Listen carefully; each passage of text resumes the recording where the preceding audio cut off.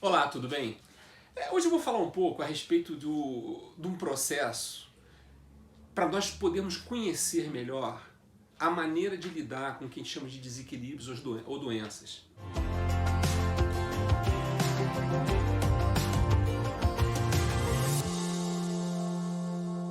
Eu vou iniciar com uma frase de um grande médico do século XIV chamado Paracelso, que ele dizia o seguinte: o melhor remédio para o homem é o próprio homem.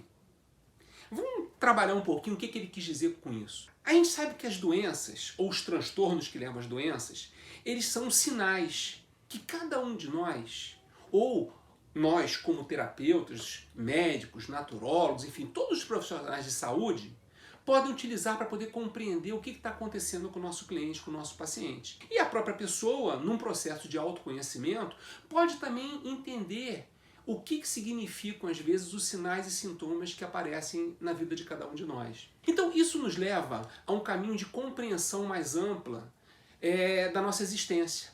E, com isso, um caminho para a solução do que nós chamamos os problemas de saúde. Obviamente que com o passar do tempo, com a tecnologia, hoje nós estamos vivendo uma sociedade muito high-tech, ressonâncias, SPECTs, enfim, uma série de exames bem sofisticados e que são úteis, é claro, mas estão esquecendo desse conceito primário de entender a pessoa, o que está acontecendo com ela. O que eu vou dizer não é uma novidade, porque desde a antiguidade, vamos aí desde a época hipocrática, passando pela Idade Média, Iluminismo e até agora, século XX, século XXI, se busca sempre a causa primeira, a causa primária, que envolve os sinais que a pessoa tem, não só no seu corpo, mas também no seu próprio ambiente. Seja ele social, como o familiar, o profissional, o próprio meio ambiente em que ela vive, o que está no entorno dela, a água que ela bebe, o alimento que ela utiliza, as emoções que ela cultiva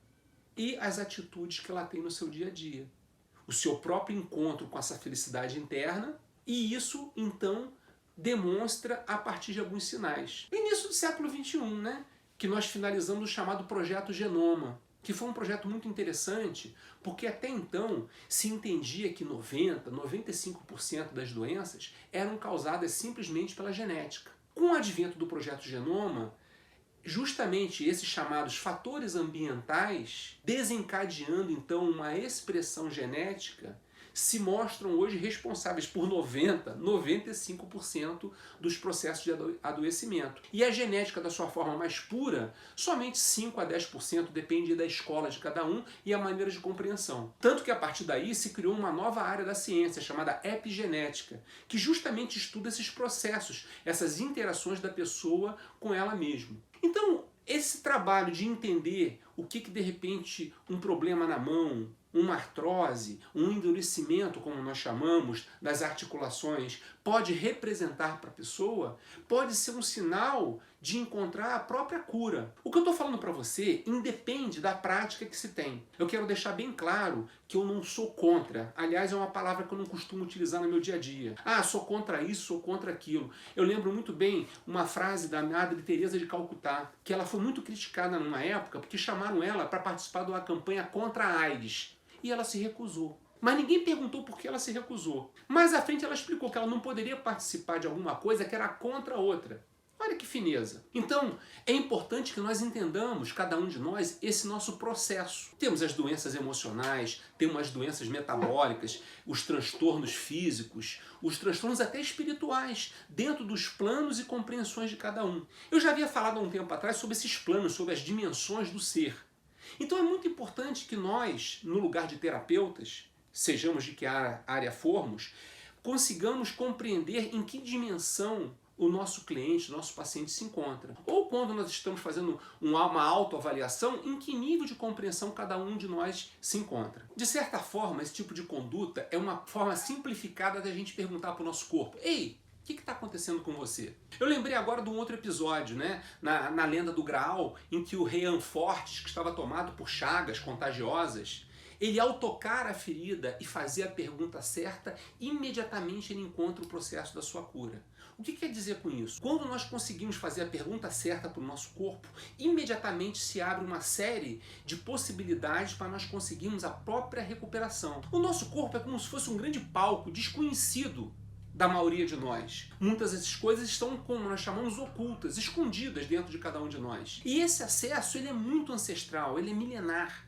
Desde que o homem está nessa terra, esses processos vêm sendo acumulados em suas memórias, seja ela na forma consciente ou numa forma que nós precisamos acessar ainda. Quando nós chegamos nesse ponto, então, todo o processo de cura se desvenda. E aí, como que por mágica, ele se apresenta e a cura chega para cada um de nós. Essa chamada linguagem do corpo, então, nós podemos entender que é uma forma bem direta e clara de nós conseguirmos chegar a esse entendimento maior do que nós somos, o que nós necessitamos e a maneira como nós podemos chegar quanto a isso. Como eu te tinha falado anteriormente, né, isso já aí são memórias que vêm sendo adquiridas durante muito tempo. Aí é bem interessante a gente entender, então, os mitos, as lendas, os contos de fadas, que traziam no seu contexto explicações bem interessantes quanto a isso. E hoje em dia, claro, também não podemos negar o avanço todo das ciências ligadas na área de saúde. Eu quero deixar um ponto para você. Quando eu falo de medicina, é uma força de expressão por eu ser médico, mas eu estou abrangendo aqui todos os profissionais de saúde,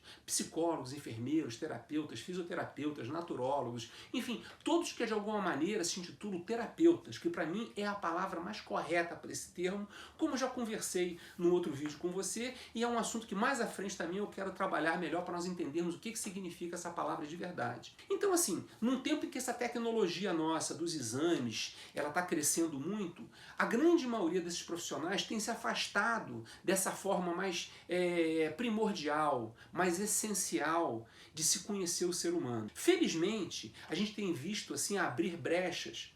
Já tem faculdades, por exemplo, que já tem cadeiras de saúde e espiritualidade. As anamneses, que são as entrevistas que nós fazemos com os nossos clientes, têm sido mais elaboradas, abrangendo também essas outras formas de avaliação, como já disse antes, sociais, emocionais, profissionais e espirituais. Então eu acredito sempre que esse tipo de atitude, desse conhecimento do simbolismo, interpretando esses sinais que o corpo, mente e alma, como nós podemos dizer, nos demonstra, reforça cada vez mais as formas mais adequadas de tratamento para cada um de nós. Eu, assim, costumo dizer que não existe uma receita de bolo. Cada um de nós é um ser único. É um ser que tem uma integralidade, uma individualidade que nos traz esse grande desafio, enquanto terapeutas, de poder tocar esse ser humano no seu ponto mais íntimo, mais interno. E com isso, assim trazendo um exemplo como que um diamante, lapidá-lo para que ele possa cada vez mais mostrar seu brilho, o seu valor e cumprir sua principal função, que é a sua evolução enquanto aqui estivermos, dentro da compreensão de que cada um de nós tem, ok? Um abraço e até uma próxima ocasião. Tchau!